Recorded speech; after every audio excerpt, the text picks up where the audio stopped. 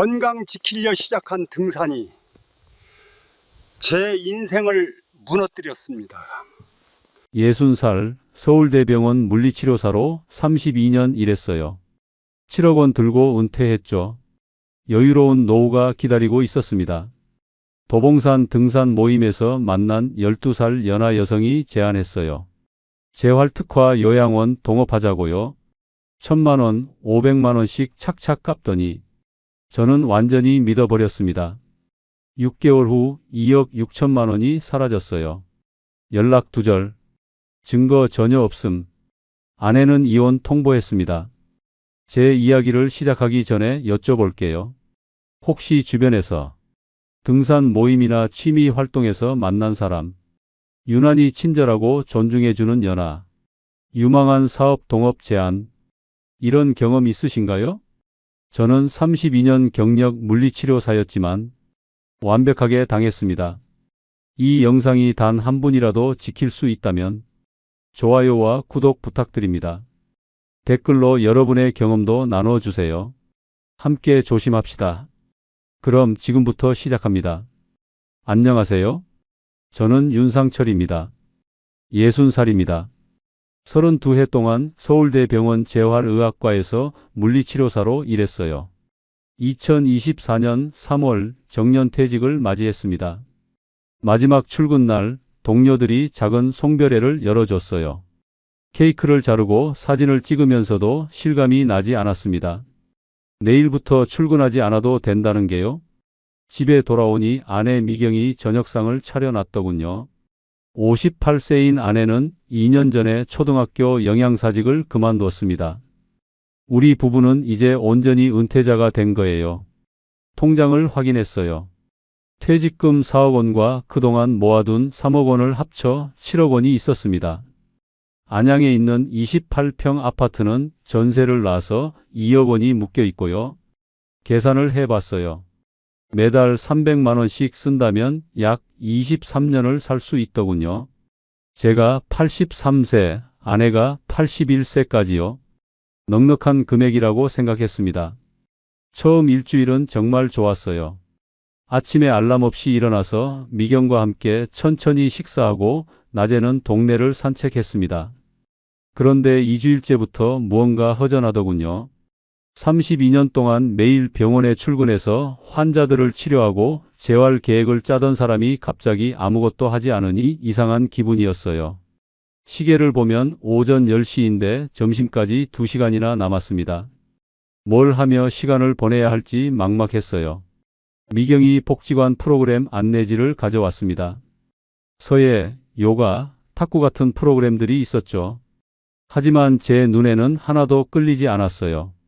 32년간 환자들의 신체를 움직이고 재활시키는 일을 했던 사람에게 실내 프로그램은 답답하게 느껴졌습니다. 그러다 눈에 들어온 게 등산 모임 공고였어요. 도봉산 평일 등산 모임. 매주 화요일과 금요일 오전 7시. 회비는 월 10,000원. 이거라면 괜찮을 것 같았습니다. 미경에게 말했어요. 등산 모임에 나가보겠다고요. 미경은 무릎 상태를 걱정했습니다. 제 왼쪽 무릎이 몇 년 전부터 가끔 아팠거든요. 물리치료사면서도 제 몸은 제대로 관리 못했던 거죠. 하지만 가벼운 등산 정도는 괜찮을 거라고 생각했어요. 오히려 운동이 필요했습니다. 2년 전 건강검진에서 혈압이 140을 넘었고 체중도 77kg으로 10년 전보다 8kg이나 늘었거든요. 3월 셋째 주 화요일 처음으로 도봉산 입구로 나갔습니다. 새벽 6시 30분에 도착하니 이미 10명 정도가 모여 있었어요. 대부분 60대에서 70대로 보이는 분들이었습니다. 모임 회장이라는 분이 반갑게 인사를 건넸어요. 간단히 자기소개를 하고 준비 운동을 했습니다. 생각보다 힘들지 않았어요. 천천히 자기 페이스대로 오르면 되는 거였죠. 정상에 올랐을 때의 기분은 정말 상쾌했습니다. 32해 동안 병원 안에서만 일했던 제게 이렇게 탁 트인 공간이 새롭게 느껴졌어요. 하산 후에는 근처 카페에서 회원들과 커피를 마셨습니다. 다들 은퇴한 지 얼마 안 된 사람들이라 비슷한 이야기를 나눴어요. 뭘 하며 시간을 보내야 할지 모르겠다는 얘기들이었죠. 그렇게 제 새로운 일상이 시작됐습니다. 매주 화요일과 금요일 아침 도봉산을 오르는 것. 그게 제 유일한 스케줄이 됐어요. 그리고 그때는 몰랐습니다. 이 평범한 등산 모임에서 제 인생이 완전히 뒤바뀔 줄은요. 등산 모임을 시작한 지 한 달쯤 지났을 때였습니다. 4월 둘째 주 금요일 아침이었어요. 평소처럼 도봉산 입구에 도착했는데 낯선 얼굴이 하나 보였습니다. 여성 회원이었어요. 키가 165cm 정도 되고 단정한 등산복 차림이었습니다. 나이는 40대 후반쯤으로 보였어요. 회장님이 소개해 주셨습니다. 박선영 씨라고 하더군요. 오늘 처음 참여한다고 했어요. 저도 신참이라 반갑게 인사를 나눴습니다. 등산을 시작했는데 이상하게도 선영 씨가 제 근처에서 함께 걷더군요. 처음엔 우연인가 싶었는데 계속 비슷한 페이스로 걸으니 자연스럽게 대화가 시작됐어요. 선영 씨가 먼저 말을 걸었습니다. 언제부터 등산하셨냐고 어디 사시냐고 물어봤죠. 저는 은퇴한 지 한 달 됐고 건강을 위해 시작했다고 대답했어요. 그러자 선영 씨도 비슷한 이유라고 하더군요. 최근에 몸이 안 좋아서 운동을 시작했다고요. 목소리가 밝고 긍정적이었습니다. 함께 걷는 게 불편하지 않았어요. 정상에 올라서도 선영 씨는 제 근처에 있었습니다. 다른 회원들과 함께 경치를 보며 쉬었죠. 선영 씨가 물을 마시다가 시원하다며 웃었어요. 그 웃음이 참 자연스럽고 편안해 보였습니다. 하산 후 카페에 들렀을 때도 마찬가지였어요. 선영 씨가 제 맞은편에 앉아서 커피를 마셨습니다. 다른 회원들과 이런저런 이야기를 나누는데 선영 씨가 유난히 제게 자주 질문을 하더군요.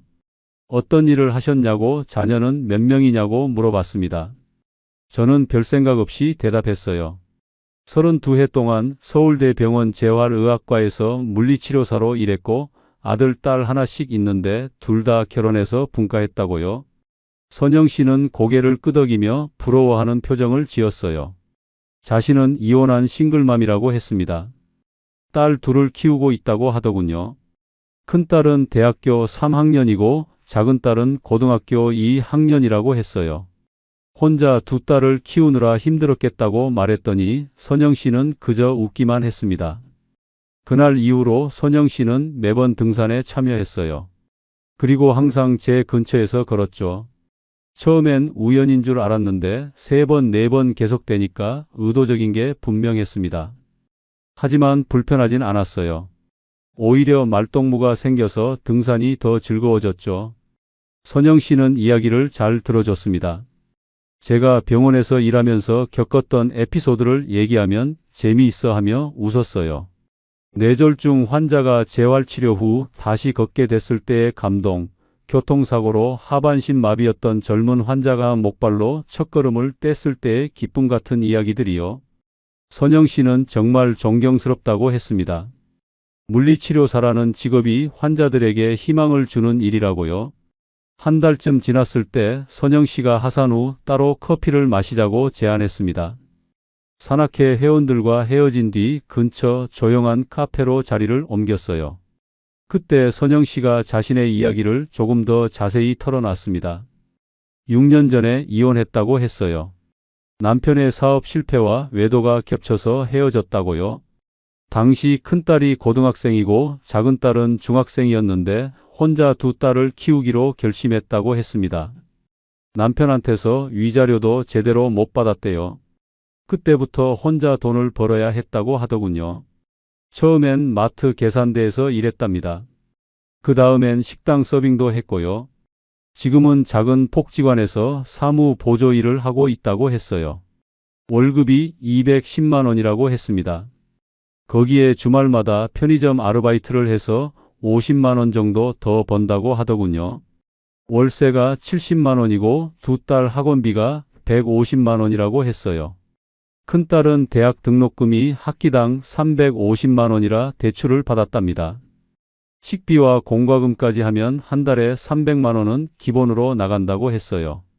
저축은 꿈도 못 꾸고 매달 통장 잔고를 보면 마음이 조마조마하다며 씁쓸하게 웃었습니다. 저는 그 모습을 보면서 마음이 짠했어요. 12살 어리지만 왠지 딸처럼 느껴지더군요. 혼자 두 딸을 키우면서 이렇게 열심히 사는 모습이 기특했습니다. 힘내라고 딸들도 곧 크면 조금 나아질 거라고 위로했어요. 선영 씨는 고맙다며 눈시울을 붉혔습니다. 요즘 이렇게 진심으로 얘기 들어주는 사람이 없었다고요? 저는 뭐라 대꾸해야 할지 몰라 그저 커피를 마셨습니다. 그날 집에 돌아오니 미경이 물어봤어요. 오늘 왜 이렇게 늦었냐고요? 보통은 10시면 집에 들어오는데 12시가 넘었거든요. 저는 산악회 사람들이랑 커피 마시다 왔다고 대답했습니다. 미경은 별말 없이 고개를 끄덕였어요. 하지만 표정이 살짝 굳어 있었죠. 그때는 그게 무슨 의미인지 몰랐습니다. 그 후로도 선영 씨와의 커피 시간은 계속됐습니다. 일주일에 2번 등산 후에는 거의 매번 만났어요. 산악회 회원들과 헤어진 뒤 둘이서요. 선영 씨는 점점 더 자신의 속마음을 털어놓았습니다. 큰딸이 취업 걱정에 스트레스를 받는다는 얘기, 작은딸이 사춘기라 대화가 안 된다는 얘기, 전 남편이 양육비도 제대로 안 준다는 얘기까지요. 저는 그저 들어주기만 했어요. 가끔 조언을 해주기도 했고요. 32년간 병원에서 일하면서 수많은 환자와 보호자를 만났거든요. 힘든 상황에서도 희망을 잃지 않고 재활에 성공한 사람들을 많이 봤습니다. 그런 이야기를 들려주면 선영 씨는 위로받는다며 고마워했어요. 5월 초였을 겁니다. 등산을 마치고 커피를 마시는데 선영 씨가 제 직업에 대해 더 자세히 물어봤어요. 물리치료사가 정확히 어떤 일을 하는지, 병원에서 어떤 환자들을 만났는지 궁금하다고 했습니다. 저는 설명해 줬어요. 뇌졸중, 척수 손상, 골절 환자들의 재활을 돕는 일이라고요. 관절 운동, 근력 강화, 보행 훈련 같은 걸 한다고 했습니다. 선영 씨는 감탄하며 들었어요. 그러면서 노인분들도 많이 치료하셨냐고 물었습니다. 당연히 많았죠. 특히 최근 10년간은 고령 환자가 급격히 늘었어요. 80대 할머니가 낙상으로 고관절 골절되어 오시면 수술 후 재활이 정말 중요하거든요. 제대로 치료받지 못하면 평생 침대에 누워 지내야 합니다. 선영 씨가 말했어요. 요즘 노인 인구가 정말 많아졌다고 주변에 부모님 요양 때문에 고민하는 사람들이 많다고 하더군요. 요양원은 가격이 저렴하지만 재활 프로그램이 부족하고 요양병원은 비용이 너무 비싸서 부담된다는 얘기였어요. 그래서 요즘은 재활특화 요양원이 인기라고 했습니다. 재활특화 요양원이요? 저는 그런 게 있는지 몰랐어요. 선영 씨가 설명해 줬습니다. 일반 요양원에 물리치료사나 작업치료사를 배치하고 재활 장비를 갖춰서 운영하는 곳이래요. 요양병원보다 훨씬 저렴한데 재활 서비스는 받을 수 있어서 보호자들이 선호한다고 했어요. 그 이야기를 들으면서 흥미로웠습니다.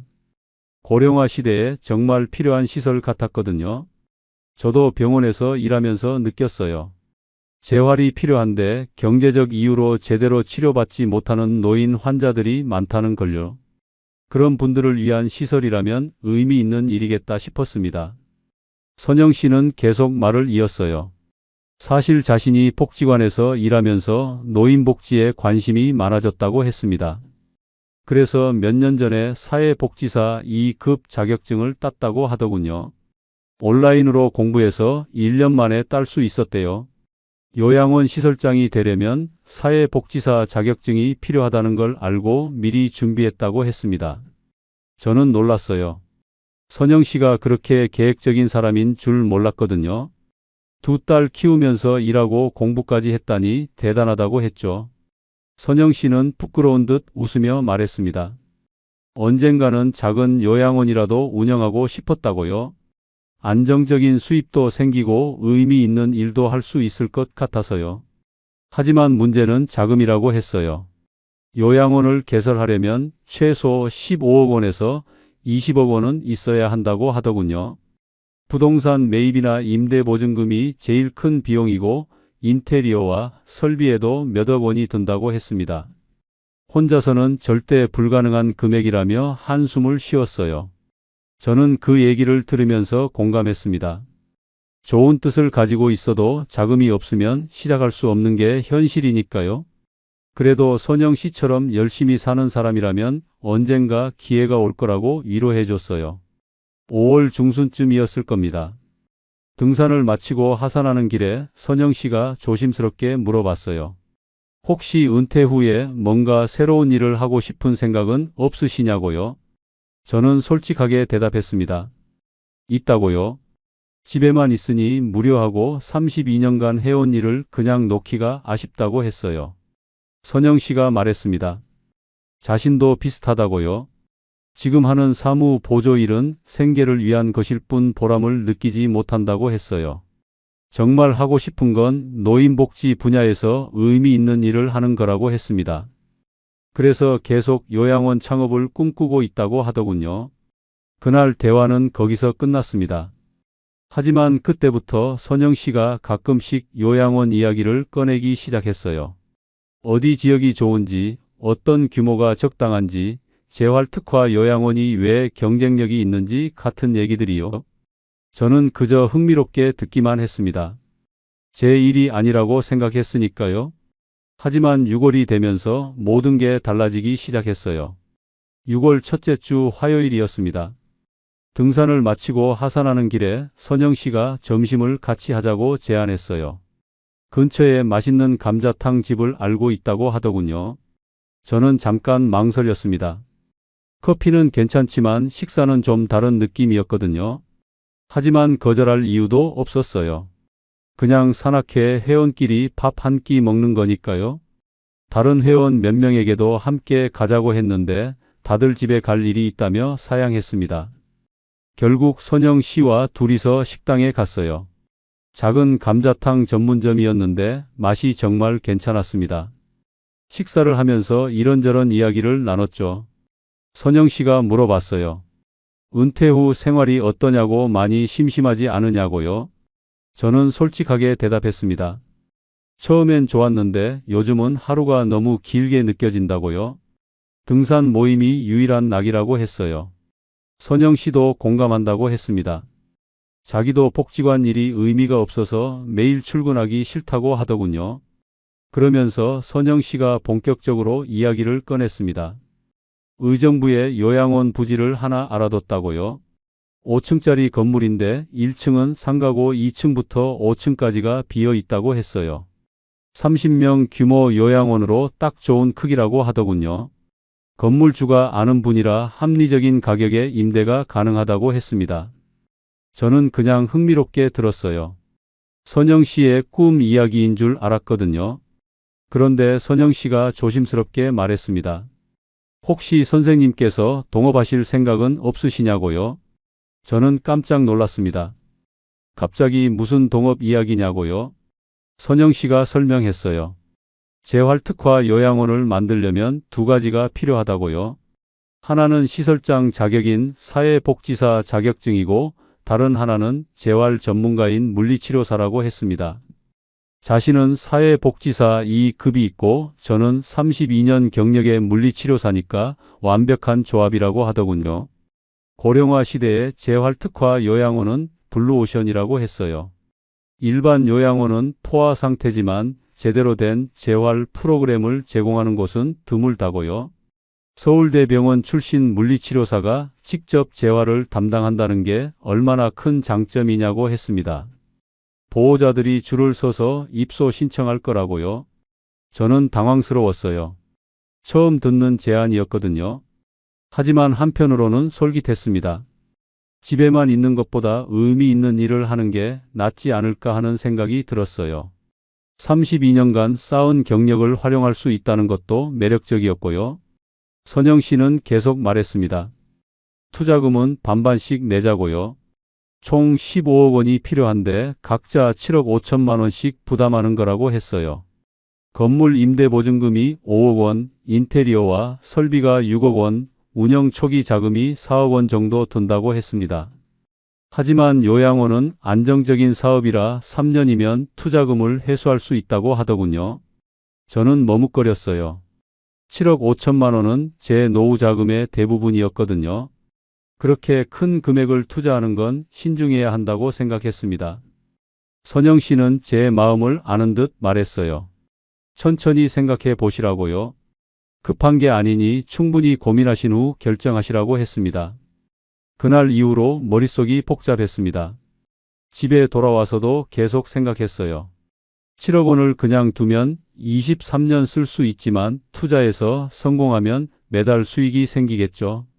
게다가 보람 있는 일도 할 수 있고요. 하지만 실패하면 노후 자금을 다 잃는 거였어요. 미경에게 말해야 하나 고민했습니다. 하지만 괜히 걱정시키고 싶지 않았어요. 아직 결정한 것도 아니고 알아보는 단계니까요. 일주일 정도 혼자 고민했습니다. 인터넷으로 요양원 창업에 대해 검색도 해봤어요. 정말 고령화 시대에 유망한 사업이더군요. 6월 둘째 주 금요일 다시 선영 씨를 만났습니다. 등산 후 커피를 마시면서 제가 물어봤어요. 사업 계획서 같은 게 있냐고요? 구체적인 수지 분석을 보고 싶다고 했습니다. 선영 씨는 준비했다는 듯 가방에서 서류를 꺼냈어요. 서류에는 정말 상세한 내용이 적혀 있었습니다. 건물 위치, 평면도, 예상 입소 인원, 월 예상 수익까지요. 30명 입소 기준으로 월 순수익이 800만 원 정도 나온다고 했어요. 반반씩 나누면 각자 400만 원씩 가져가는 거죠. 거기에 시설장인 선영 씨와 재활 담당인 제가 각각 월 200만 원씩 급여를 받으면 매달 600만 원의 수입이 생기는 거였어요. 계산을 해봤습니다. 7억 5천만 원을 투자해서 매달 600만 원을 받으면 10년이면 원금을 회수하는 거네요. 그 이후로는 순수익이고요. 나쁘지 않은 조건 같았어요. 게다가 물리치료사로서 다시 일할 수 있다는 게 매력적이었습니다. 하지만 한 가지 걱정이 있었어요. 선영 씨를 안 지 2달밖에 안 됐거든요. 7억 5천만 원을 투자하기엔 너무 짧은 시간 아닌가 싶었습니다. 선영 씨에게 솔직하게 말했어요. 동업은 신뢰가 중요한데 아직 서로를 잘 모르지 않냐고요. 선영 씨는 이해한다고 했습니다. 그러면서 제안했어요. 일단 작은 금액부터 시작하자고요. 건물 계약금 5천만 원만 먼저 내고 나머지는 천천히 진행하자고 했습니다. 계약금을 내면 건물을 확보할 수 있고 그 사이에 서로 더 알아가면서 신뢰를 쌓자는 거였어요. 5천만 원이라면 감당할 만한 금액이었습니다. 만약 일이 잘못되더라도 노후 자금 전체를 잃는 건 아니니까요. 저는 며칠 더 고민하겠다고 했어요. 선영 씨는 괜찮다며 웃었습니다. 결국 일주일 후 결심했습니다. 5천만 원만 투자해 보기로요. 은행에 가서 정기예금을 하나 해지했어요. 선영 씨에게 연락했습니다. 계약금을 내겠다고요. 선영 씨는 정말 기뻐하며 고맙다고 했어요. 6월 말 선영 씨를 만나 5천만 원을 건넸습니다. 현금으로요. 선영 씨가 계좌로 받으면 세금 문제가 있다고 해서 현금으로 준비했어요. 선영 씨는 영수증을 써주겠다고 했지만 저는 괜찮다고 했습니다. 믿는 거니까요. 그날 밤 미경에게 말했어요. 요양원 동업 이야기를 하고 5천만 원을 투자했다고요. 미경의 얼굴이 굳어졌습니다. 미경은 화를 냈습니다. 왜 상의도 없이 5천만 원이나 되는 돈을 다른 사람한테 줬냐고요? 산악회에서 2달 만난 사람을 어떻게 믿을 수 있냐고 따졌어요. 저는 변명했습니다. 계약금일 뿐이고 앞으로 잘 되면 큰 수익이 날 거라고요. 선영 씨는 믿을 만한 사람이라고 했어요. 미경은 고개를 저었습니다. 세상에 그렇게 쉽게 돈 버는 일은 없다고요. 조심하라고 했어요. 저는 짜증이 났습니다. 제가 32년 동안 일한 전문가인데 판단력이 없다고 생각하는 거냐고 했죠. 그날 밤 우리 부부는 처음으로 크게 다퉜습니다. 며칠 동안 서먹한 분위기가 이어졌어요. 미경은 제게 말을 거의 하지 않았습니다. 저도 기분이 안 좋았어요. 내 돈으로 투자하는데 왜 이렇게 반대하는지 이해할 수 없었거든요. 하지만 한편으로는 불안했습니다. 정말 잘한 결정인가 하는 생각이 들었어요. 7월 초였습니다. 선영 씨한테서 연락이 왔어요. 건물 계약을 완료했다고 했습니다. 계약서 사본을 보여주겠다며 만나자고 하더군요. 등산 후 카페에서 만났는데 선영 씨가 정말 계약서를 가져왔어요. 건물주와 체결한 임대차 계약서였습니다. 서류를 보니 안심이 됐어요. 진짜였구나 싶었죠. 의정부시 어느 동에 있는 5층 건물이고 임대보증금이 5억 원으로 적혀 있었습니다. 선영 씨가 말했어요. 계약금 5천만 원을 냈고 잔금 4억 5천만 원은 2달 안에 내야 한다고요. 그때까지 나머지 투자금을 준비하면 된다고 했습니다. 한 달쯤 지났을 때였어요. 8월 초순이었습니다. 선영 씨가 등산 후 따로 만나자고 했어요. 카페에 앉자마자 선영 씨가 봉투를 하나 꺼냈습니다. 안에 돈이 들어 있었어요. 1,000만 원이라고 했습니다. 무슨 돈이냐고 물었더니 선영 씨가 대답했어요. 건물주가 임대료를 먼저 달라고 해서 3개월치를 선납했는데 한 달치를 돌려받았다고요.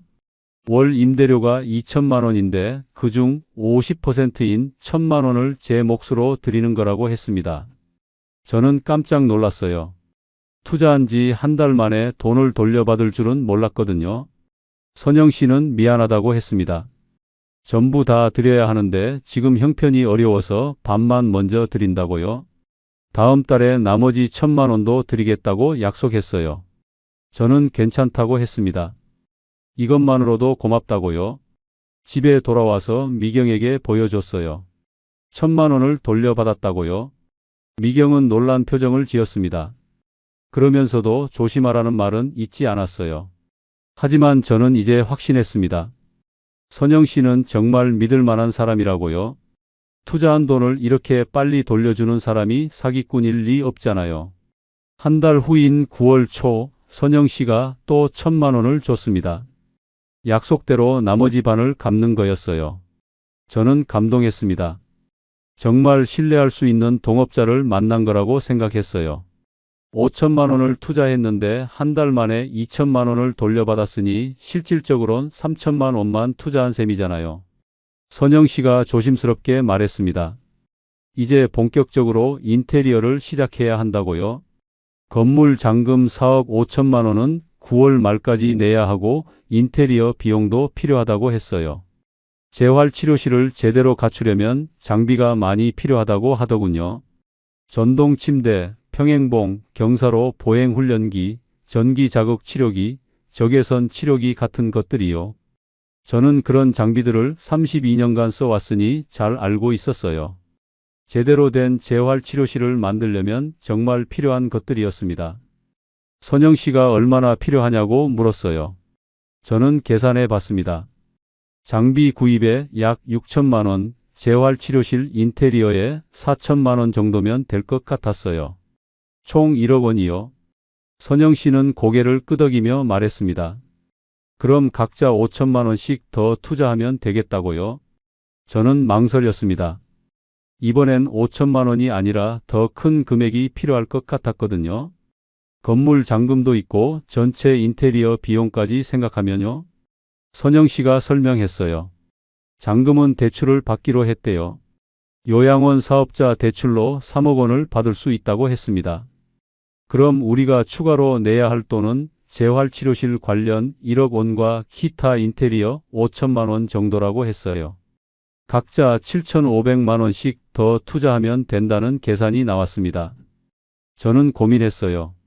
이미 3천만 원을 투자한 상태에서 7,500만 원을 더 넣으면 총 1억 500만 원이 되는 거였어요.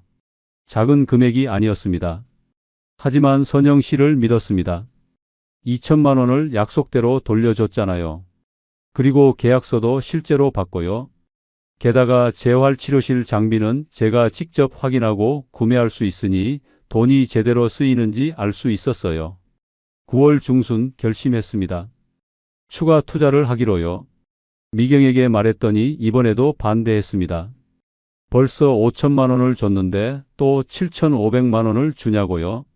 저는 2천만 원을 돌려받은 얘기를 했어요. 실제로 돈을 받았으니 믿을 수 있다고 했죠. 미경은 한숨을 쉬었습니다. 조심하라는 말만 반복했어요. 저는 짜증이 났습니다. 왜 이렇게 부정적으로만 생각하냐고요? 하지만 미경과 또 싸우고 싶지 않아서 더 이상 얘기하지 않았어요. 은행에 가서 정기예금을 또 해지했습니다. 선영 씨를 만나 7,500만 원을 건넸어요. 이번에도 현금으로요. 선영 씨는 정말 고맙다며 제 손을 꼭 잡았습니다. 선생님 덕분에 꿈을 이룰 수 있을 것 같다고 눈시울을 붉혔어요. 저도 기분이 좋았습니다. 의미 있는 일에 투자하는 거니까요.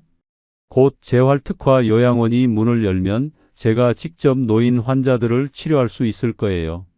32년간 쌓은 경력을 다시 활용하는 거죠. 선영 씨가 말했습니다. 이제 본격적으로 시작이라고요. 10월부터 인테리어에 들어가고 12월쯤 오픈할 수 있을 거라고 했어요. 그때가 기다려졌습니다. 하지만 10월이 되자 문제가 생기기 시작했어요. 10월 첫째 주였습니다. 선영 씨한테서 급한 연락이 왔어요. 인테리어를 시작했는데 예상치 못한 문제가 생겼다고 했습니다. 무슨 일이냐고 물었더니 소방시설 문제라고 하더군요. 건물이 오래돼서 소방 설비를 전부 교체해야 한다고 했어요. 등산 후 만나서 자세한 이야기를 들었습니다. 요양원은 소방법상 엄격한 기준이 적용된다고 했어요. 스프링클러, 자동화 재탐지기, 비상구, 유도등 같은 걸 최신 기준에 맞춰 설치해야 한다고요. 소방서에서 나와서 확인했는데 기존 설비로는 허가가 안 난다고 하더군요. 얼마나 드냐고 물었어요. 선영 씨는 조심스럽게 대답했습니다. 6천만 원 정도 든다고요. 저는 놀랐습니다. 계획에 없던 비용이었거든요. 선영 씨도 미안해했어요. 건물을 확인할 때 소방시설까지 체크하지 못했다고 했습니다. 하지만 어쩔 수 없는 일이었어요. 소방 허가가 안 나면 요양원을 열 수 없으니까요.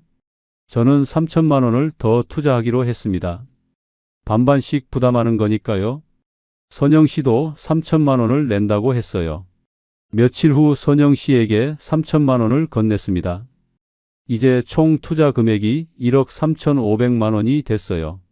적지 않은 돈이었지만 여기서 멈출 수는 없었습니다. 이미 여기까지 왔는데 소방시설 때문에 포기할 순 없잖아요. 10월 중순 또 연락이 왔습니다.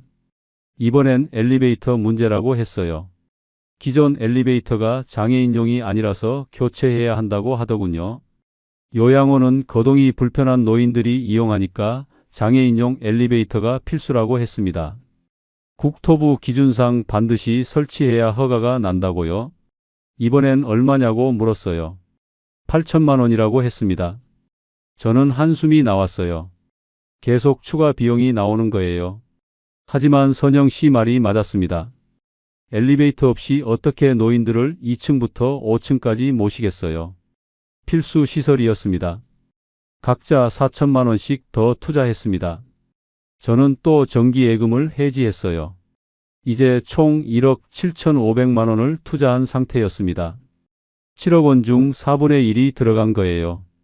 불안했지만 이미 늦었습니다. 여기서 그만둘 순 없었어요. 10월 말쯤 선영 씨가 봉투를 하나 줬습니다. 500만 원이 들어 있었어요. 무슨 돈이냐고 물었더니 인테리어 업체에서 자재비 할인을 받아서 절약한 돈이라고 했어요. 제 몫으로 드리는 거라고 했습니다. 저는 안심했어요. 역시 선영 씨는 정직한 사람이구나 싶었죠.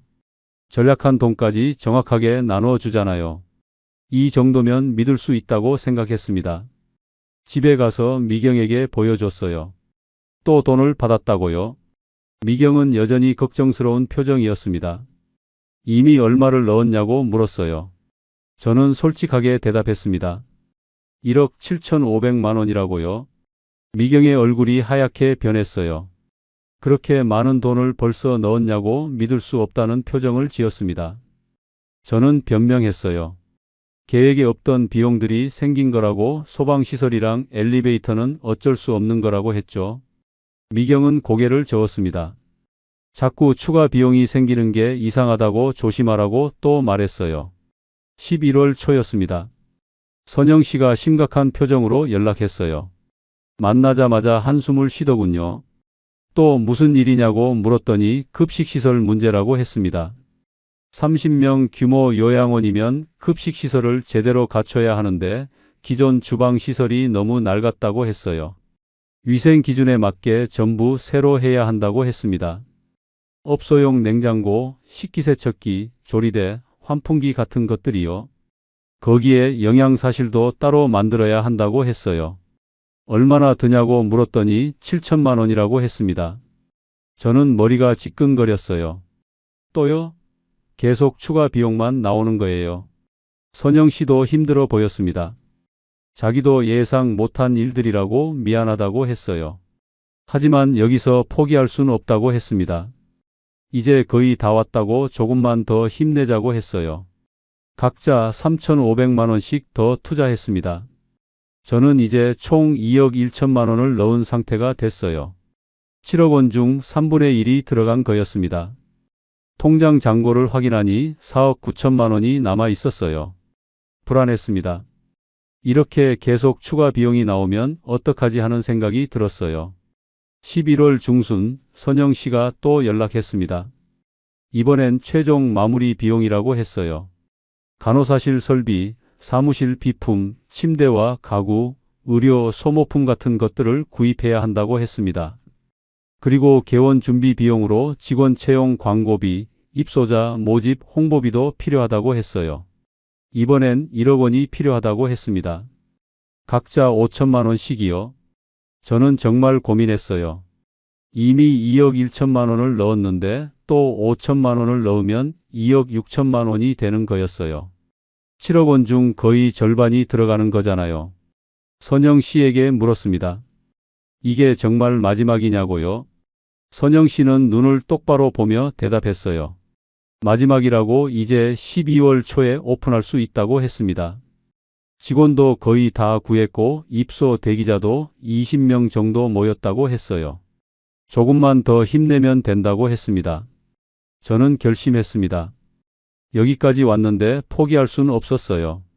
마지막 투자라고 하니 믿기로 했습니다. 11월 말 5천만 원을 더 건넸어요. 총 투자 금액이 2억 6천만 원이 됐습니다. 미경에게는 말하지 않았어요. 말하면 또 싸울 게 뻔했으니까요. 통장 잔고는 4억 4천만 원으로 줄었습니다. 불안했지만 곧 요양원이 문을 열 거라고 스스로를 다독였어요. 하지만 12월이 되자 상황은 더욱 악화됐습니다. 12월 첫째 주 화요일이었습니다. 평소처럼 도봉산 입구로 갔어요.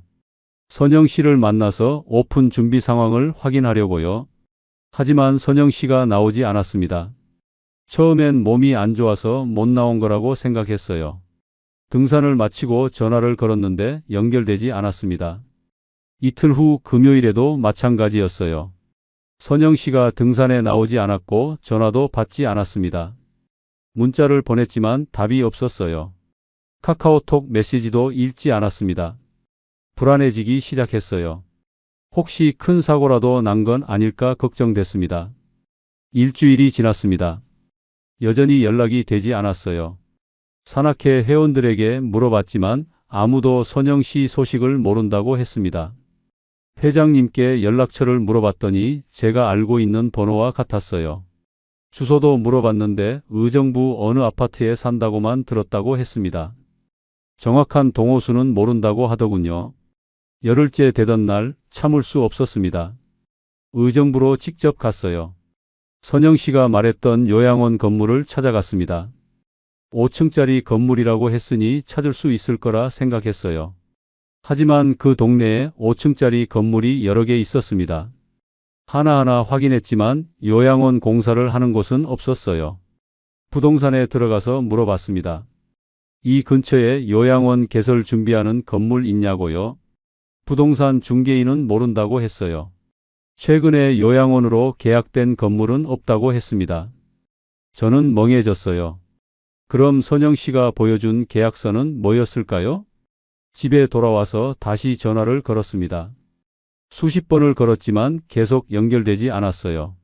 문자도 보냈습니다. 무슨 일이 있는 거냐고 연락 달라고 했죠.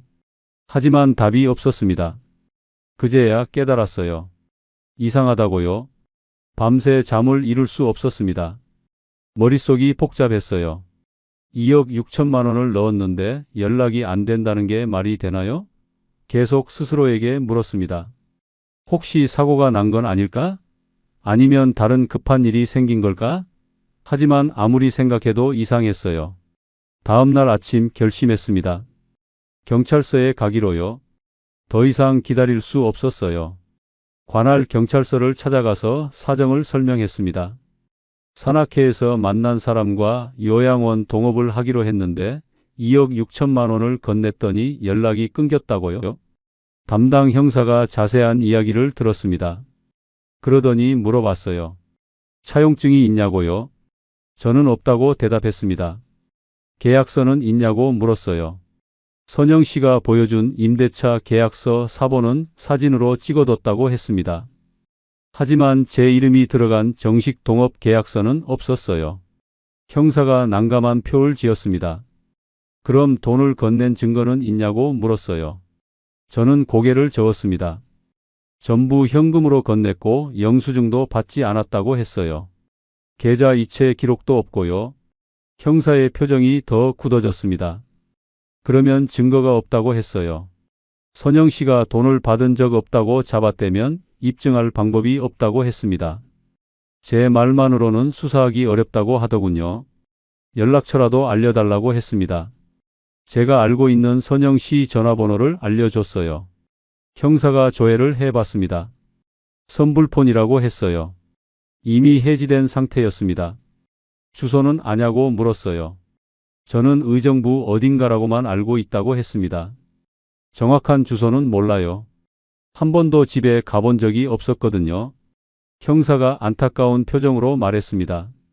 수사는 해보겠지만 증거도 없고 신원도 불확실하면 찾기 어렵다고요. 이런 동업 사기는 요즘 많이 발생하는데 검거율이 낮다고 했어요. 피해 금액을 입증할 수 있는 자료라도 있으면 좋겠지만 현금 거래라 그것도 어렵다고 하더군요. 경찰서에서 나오는데 다리에 힘이 풀렸습니다. 2억 6천만 원이 그냥 날아간 거예요. 돌려받을 방법도 없고요. 집 앞까지 왔는데 문을 열 수가 없었습니다. 안으로 들어가면 미경에게 말해야 하잖아요. 어떻게 말해야 할까요? 1시간을 밖에서 서성였습니다. 결국 문을 열었어요. 미경이 거실에서 TV를 보고 있었습니다. 미경이 물었어요. 어디 갔다 왔냐고요? 저는 대답할 수가 없었어요. 그냥 소파에 주저앉았습니다. 미경의 표정이 변했습니다. 무슨 일이냐고 얼굴이 왜 그러냐고 물었어요. 저는 입을 열었습니다. 여보, 큰일 났어요. 미경에게 모든 걸 말했습니다. 처음엔 믿지 않았어요. 2억 6천만 원이요? 산악회에서 만난 여자한테요? 농담이라고 생각했던 것 같습니다. 하지만 제 표정을 보더니 얼굴이 하얗게 질리더군요. 통장을 가져왔습니다. 미경에게 잔고를 보여줬어요. 7억 원이었던 돈이 4억 4천만 원으로 줄어 있었습니다. 미경은 한참을 말이 없었어요. 그러더니 갑자기 주저앉았습니다.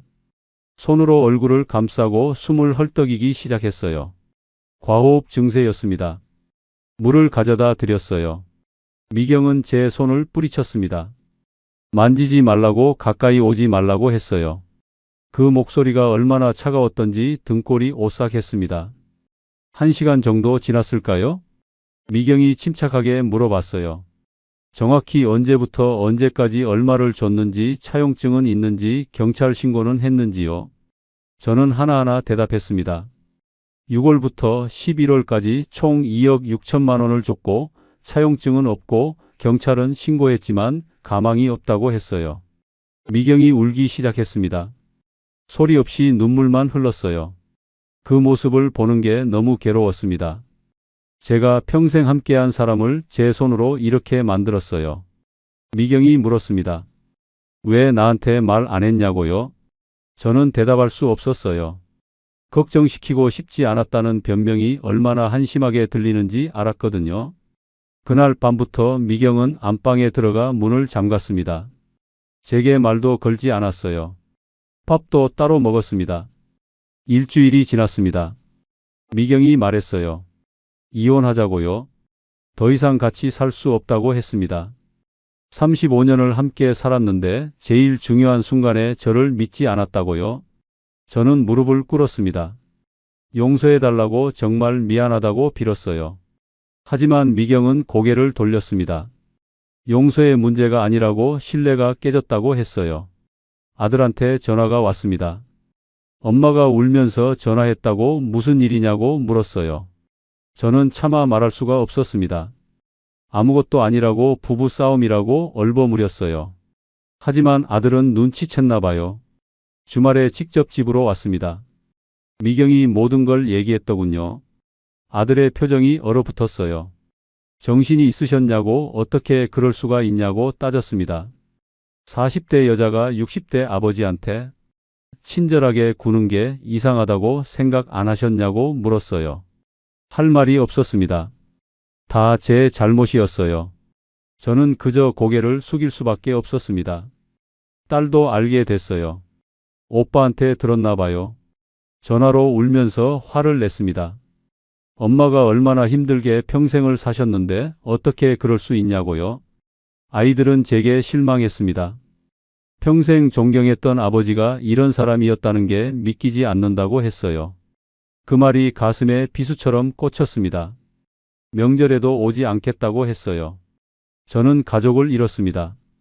현실적인 문제도 심각했어요. 4억 4천만 원으로는 오래 버틸 수 없었습니다.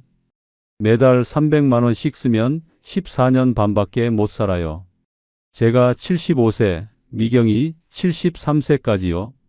그 이후엔 어떻게 하죠? 의료비는요? 요양원 비용은요? 생활비를 줄여야 했습니다. 매달 300만 원에서 200만 원으로 줄였어요. 그러면 22년 정도 쓸 수 있습니다.